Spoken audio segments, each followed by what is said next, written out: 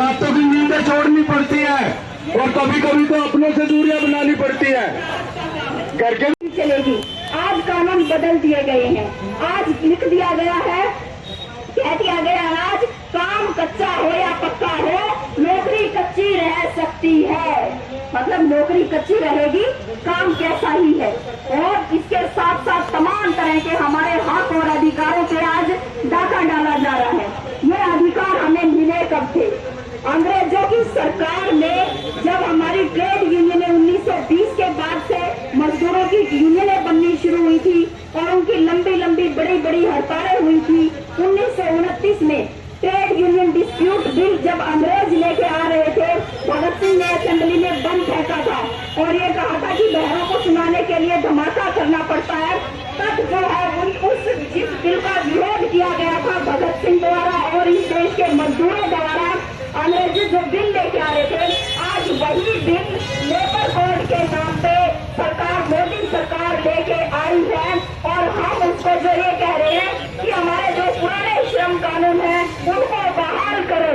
मतलब जो हमसे छीना जा रहा है हमें वही वापस करो हमारा।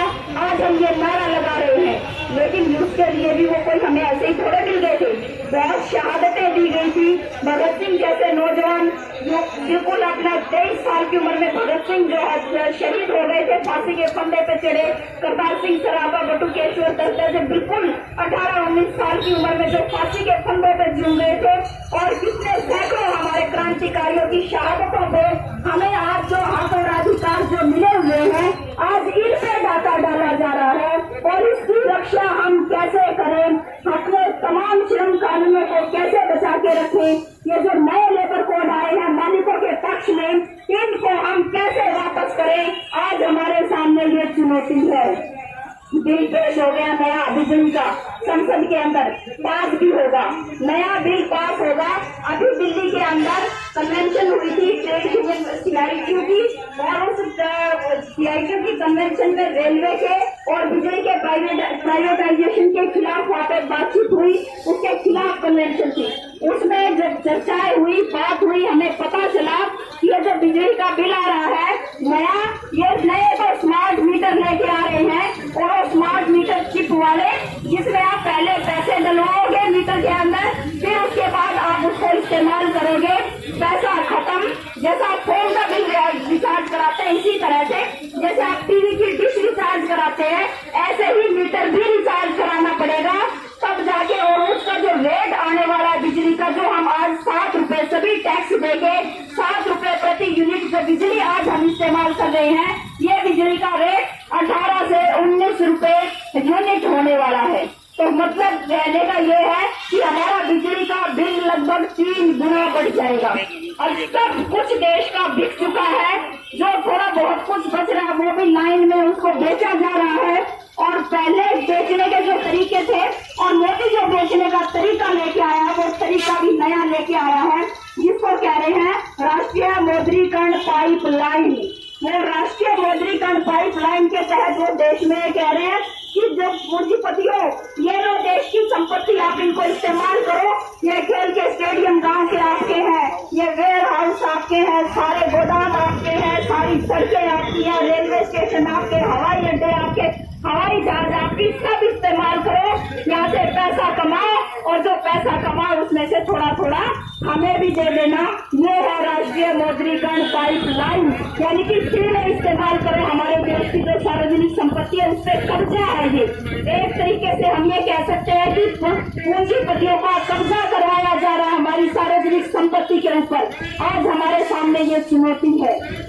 चुनौतियां हमारे सामने ये है कि हमारे गांव के स्कूल आज बंद होने लग रहे हैं और तमाम स्कूलों को ये मोदी योजना ले आए, खट्टर चिराग योजना। कह रहे हैं कि सरकारी स्कूल से बच्चों को निकालो, प्राइवेट स्कूल में बच्चों को भेजे, फीस आपकी सरकार देगी। क्यों देगी सरकार? यहाँ जितने बैठे हैं बेटों के बच्चे जाते होंगे प्राइवेट स्कूल में, क्या प्राइवेट स्कूल में जाने वाले बच्चों की फीस सरकार दे रही है? नहीं दे रही। फिर वो जो सरकारी स्कूल से निकल के प्राइवेट स्कूल में बच्चा जाएगा, उसकी फीस सरकार क्यों देगी? वो इसलिए देगी ताकि सरकारी स्कूल खाली हो जाए, उन पे ताला लगाया जा सके, उनको बंद किया जा सके, और उसके बाद यदि आपके पास पैसा हो तो अपने बच्चों को पढ़ा लेना, अन्यथा अनपढ़ रख लेना। सारी सरकारी जो सुविधाएं स्वास्थ्य की, उनके अंदर भी पीपीपी की नीति के तहत उसको प्राइवेट करने की कोशिशें की जा रही हैं। आप देख रहे होंगे पीजीआई, जितने भी आप चंडीगढ़ का पीजीआई देखें, रोहतक का पीजीआई देखें, आप जितने पीजीआई हरियाणा के अंदर उनको देखेंगे जाके पता चलेगा। 11 तारीख को और 12 तारीख को हमारे जो एमएलए हैं, हमें अपने एमएलए के घरों पे जो है वहाँ पे डेरा लगाना है, उनसे पूछताछ करनी है कि आपके पास घमंड किस बात का है, आप बात क्यों नहीं कर रहे, हमसे बात करो और हमारे मसले का समाधान करो। सभी विधायकों के घरों पे हमें 12 तारीख को, आज रात को राज्य कमेटी की मीटिंग होगी आशा वर्कर्स यूनियन की। उसके बाद हम जो है 12 तारीख के बाद से क्या करेंगे, 13 को संडे है तो 13 को छुट्टी रहेगी, अपन धरना 13 को नहीं लगाएंगे। 14 तारीख से हमारा क्या प्रोग्राम होगा वो जो है आपके पास कल दोपहर बाद तक आपके पास लिखित में मैसेज सब लोगों के पास वो पहुंच जाएगा। और केवल इतनी बात है कि लड़ना पड़ेगा, डट के जम के लड़ना पड़ेगा। और जो ये हौसला दिखाया है, ये हौसला भाई बहुत शानदार है, काबिले तारीफ है। और इसको हम कह सकते हैं कि ये पहली बार है, 18 में भी ये जोश नहीं था, उससे अलग जोश है ये। ठीक है, पहले 2018 में भी लड़े तो थे हम, बिल्कुल 100% आशाएं लड़ी थी उस समय पे भी, लेकिन ये जो हौसला है, कल मैं करनाल में थी, करनाल में 1100 वर्कर हैं, 1100 की 1100 वर्कर आई हुई थी। मैंने कहा मैं नहीं पहुंच सकती, वो बैठे रहे, कहा कि आप आओ, आपकी बात सुन के ही हम घर पे जाएंगे। वो 3:30 बजे मैं वहां पे पहुंची, सभी वर्कर वहां बैठी हुई थी बिल्कुल जम के। और उन्होंने ये कहा करनाल के साथियों ने, हमने पहली बार करनाल के अंदर इतनी आशाओं को एक साथ देखा है, इससे पहले कभी भी इतनी वर्कर एक साथ हमने नहीं देखी। तो ये आपका हौसला है, ये आपका जज्बा है और आपको इसको बनाए रखना है, इस जज्बे को बनाए रखना है आपको। हम कैसे लंबा, यदि हमें चलना पड़ा तो हम कैसे चलेंगे, उस तमाम के बारे में आपके पास समय समय पे उसकी अपडेट आपको देते रहेंगे, बताते रहेंगे। बीच में जो भी मीटिंग होंगी, उनके जो निर्णय होंगे, वो आप तक वो निर्णय हम पहुंचाते रहेंगे, लेकिन अपनी इस एकता को बनाए रखना है। एक अंतिम बात मैं ये कहना चाहती हूँ कि बहुत सारे लोग हैं, ये एकता लगती तो अच्छी है देखने में, किसको अच्छी लगती है, यहाँ हम जितने सब लोग बैठे, हम सबको अच्छी लग रही है ये एकता, किसको अच्छी नहीं लगती, ये सरकार को अच्छी नहीं लग रही है एकता।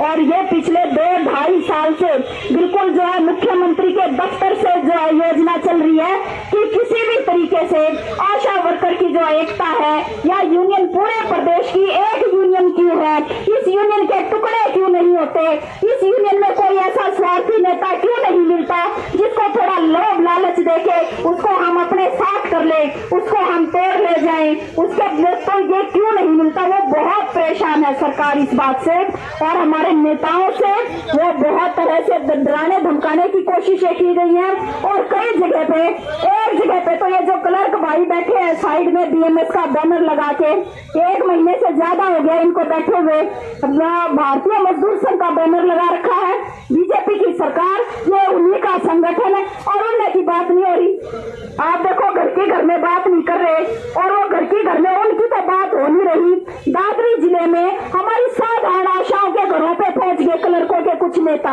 और जाके बोले उनके घर वालों को, बोले जी आपकी या घर वाले या तो उन्हें धक्के खा रहे हैं, लाल सूट पहन लिया, ऊपर तो लाल झंडा ले रही है, और इस बात पे इसका कुछ नहीं होना, हम बता रहे हैं हम करवा देंगे इनका। क्लर्कों के नेता कह रहे हैं हम करवाएंगे इनका, उनका नोटिफिकेशन सही नहीं निकला, फिर लड़ेंगे वो उसके लिए, वो भी चल रहा है। भाई बीजेपी वाले तो यूनियन बना रहे हैं यूपी में क्या मिलता है पता करिए आप लोग, यूपी में क्या है, आशाओं के पास 1 भी रुपया फिक्स नहीं है, कुछ भी नहीं मिल रहा है।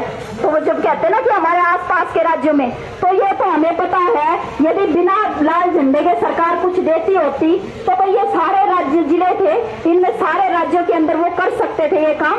2018 में हमने अनुभव देखा, और हम सब लड़ने वाले लड़ाके लोग हैं, लाल झंडा लड़ाका है। और ये हम जो बात कर रहे हैं कि आज देश पे कोई संकट है, यदि संकट